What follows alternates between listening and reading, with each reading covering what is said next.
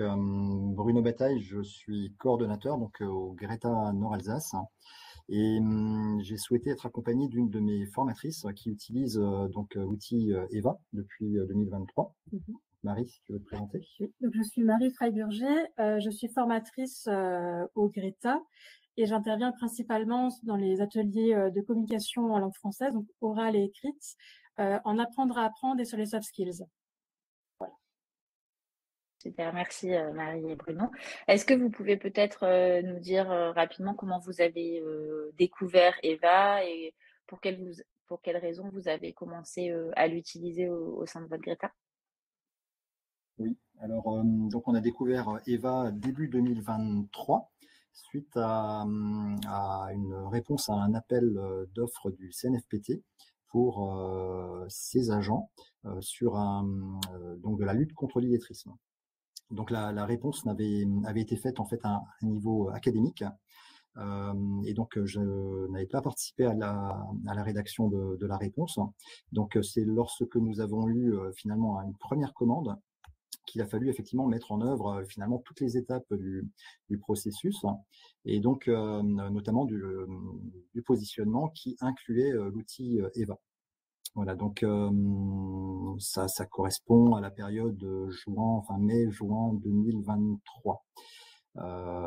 Voilà, et donc on a expérimenté effectivement l'outil EVA avant de positionner le monsieur qui nous était orienté et qui lui était véritablement en situation d'illettrisme. Voilà donc l'origine en fait de notre utilisation. Et comme j'ai trouvé que l'outil était bien, qu'il n'avait pas mis en difficulté ce monsieur qui pourtant était donc repéré en degré 1-2 d'illettrisme, eh bien, j'ai souhaité effectivement le déployer au sein de la structure de façon plus large. Et je l'ai notamment inscrit comme outil de positionnement dans une réponse d'un appel d'offres objectif compétences de base de la région Grand Est. Voilà pour l'histoire. Qui se déroule et qui s'est mis en place en 2024 à une échelle beaucoup plus importante puisqu'on a potentiellement donc environ 300 adultes à l'année à accueillir et donc on déploie cet outil pour idéalement 100% de nos publics, sauf difficultés particulières, une pratique par exemple inexistante en culture numérique par exemple.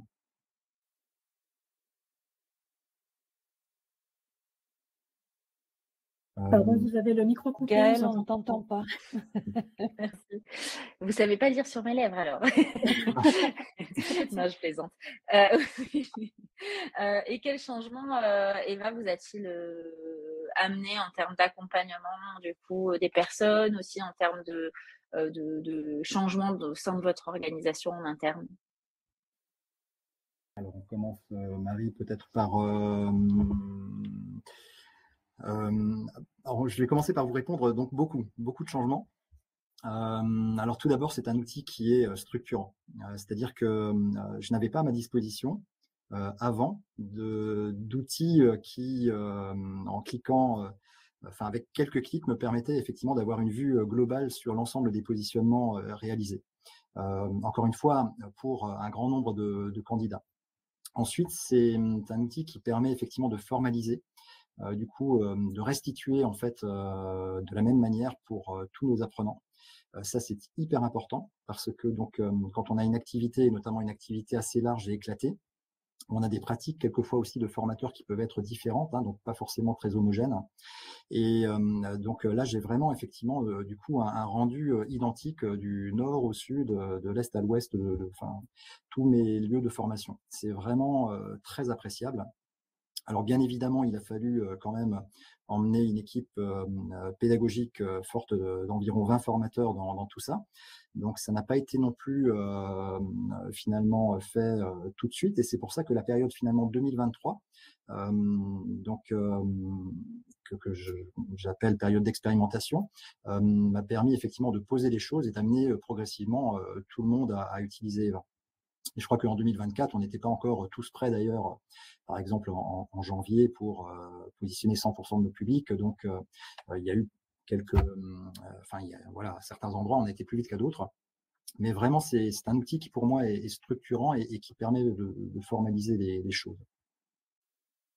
Et je peux ajouter peut-être, on pose aussi la question, les changements au niveau des parcours.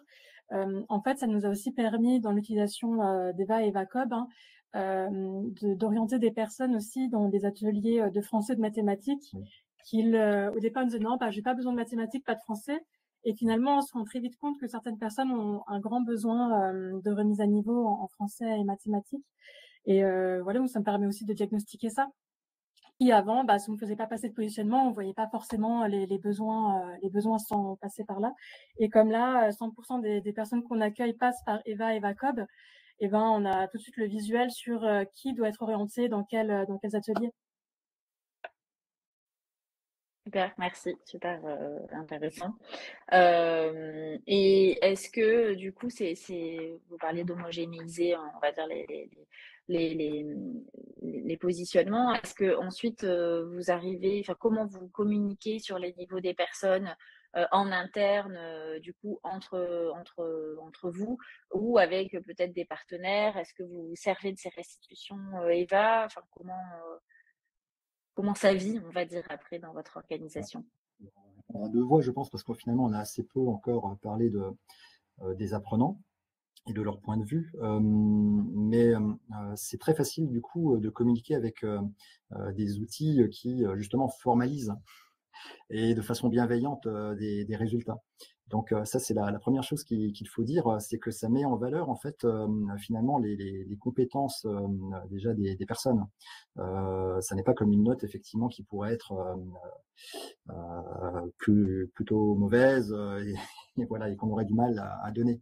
Donc tout ce que les apprenants savent faire, eh bien c'est valorisé au travers effectivement du PDF qu'on peut générer depuis la plateforme. Donc, on donne systématiquement les résultats à nos apprenants. Et puis, pour les partenaires, on a du coup aussi une vue d'ensemble de l'activité.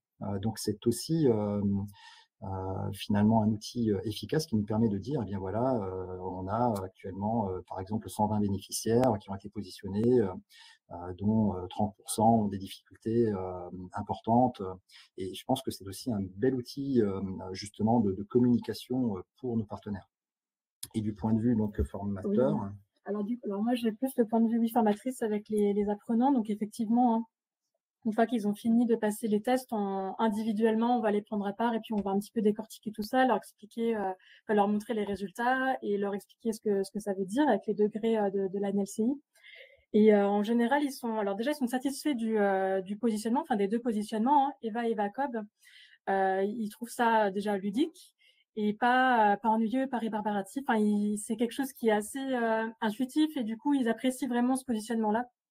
Je pense que c'est important parce que les publics adultes sont souvent un peu plus exigeants que les publics plus jeunes. Et ouais, donc voilà, pour nous en fait, c'est vraiment un super outil pour les stagiaires aussi. Et les résultats sont en général, enfin, il n'y a pas de gros écart entre ce qu'ils attendaient de leurs résultats. Enfin, ils sont en général assez objectifs et assez dans le vrai en ce qui concerne leurs compétences. Donc, il n'y a pas de grosses surprises et il n'y en a pas un qui a mal pris un résultat parce qu'il se dit, je voulais être de Ré 4H+, et je suis que 4 ou que sais-je. Il n'y a pas de problème comme ça, donc tout va bien.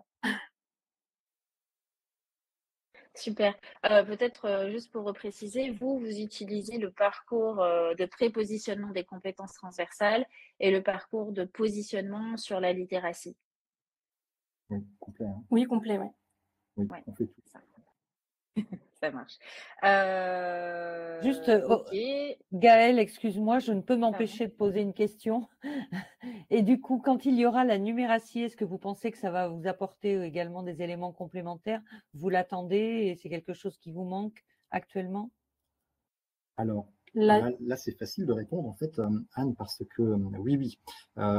Et au début, quand on a utilisé Eva, donc mi-2023, j'avais assez régulièrement Monsieur Martin donc, au téléphone. Et donc nous, on est passé en fait déjà à EvaCob en complément parce qu'il manquait la partie mathématique. Donc c'était déjà repéré effectivement comme un manque sur Eva, donc de ne pas avoir le même visuel sur sur la partie maths, mais je pourrais parler aussi de la partie culture numérique, puisque sur EVA, par exemple, vous avez juste une mention on fait référence donc au diagnostic PICS ABC pour évaluer de façon plus précise ses compétences numériques. Donc, si à terme EVA intègre effectivement donc les éléments de numératie et pourquoi pas aussi un petit peu du diagnostic PICS, pour moi, ce serait vraiment l'idéal. J'aurais du coup une espèce de package complet et ça m'éviterait effectivement de renvoyer vers un autre positionnement. Merci beaucoup. On va noter ça précieusement. Merci. Mais on sait que vous y travaillez, hein. Oui. C'est ça. Oui, on en a conscience, tout à fait. Mais c'est toujours bien de l'entendre. Hein, il y a pas de.